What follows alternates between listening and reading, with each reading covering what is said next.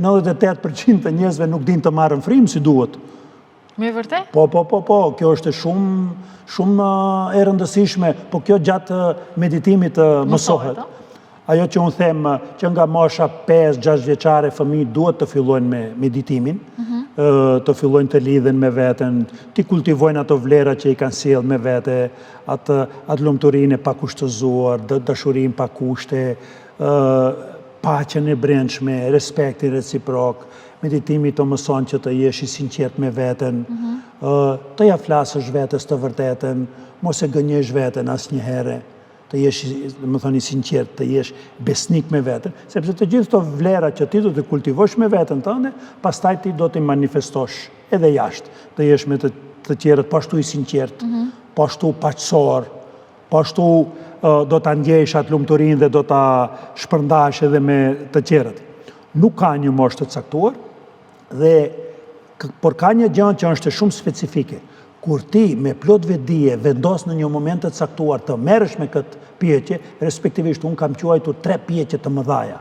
Dhe pyetja e parë është kush jam unë? Me qetësi ta pyesesh veten, kush jam unë? Duke përjashtuar emrin mbi emrin, përkatësinë nacionale, fetare, prejardhjen, këto identitetet tjera, profesioni, pregatitja profesionale, fama, karriera, reputacioni, lekët, vetura e shtrenjtë, pa kret këto, pa shtëpi, pa asgjë, pa tesha, kush jam unë?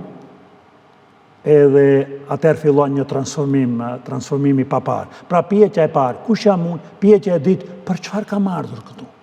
Kam ardhur vetëm për të hëngër, për të pi, për të marrë frymë, për të harxhu këtë oksigjenin?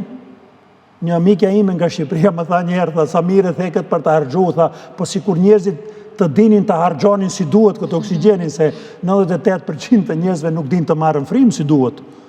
Me vërtet? Po, kjo është shumë e rëndësishme, po kjo gjatë meditimit mësohet. Edhe pyetja e tretë është, për çfarë je falendërues kur zgjohesh në mëngjes? Për çfarë? Cilat janë ato gjëra për të cilat ti ndjen një falënderim mirënjohje të thellë, dhe të tilla ka plot. Plot, duke filluar, siç përmendëm, frymëmarrjen, frymëzjerjen, shikimin, aftësinë për të çuar në këmbë, për të hap dritaren, për të marrë ajër të freskët, e kështu me radhë.